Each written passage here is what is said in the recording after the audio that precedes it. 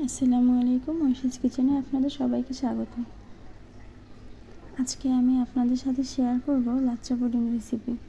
মাত্র 30 মিনিটেই আপনারা বানিয়ে নিতে পারবেন। প্রথমেই আমরা 2 চামচ ঘি দিয়ে লাচ্চা সেমাইগুলো ভালোভাবে ভেজে নেব, যাতে করে পুড়ে না যায়। ব্রাউন কালার হলে আমরা নামিয়ে নেব।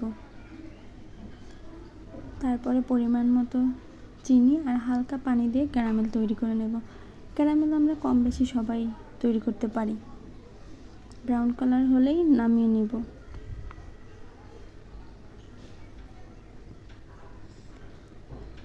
তারপরে মিক্সিং জারে 3টে ডিম, পরিমাণ মতো চিনি আর ঘন দুধ দিয়ে দেব 1 কাপ।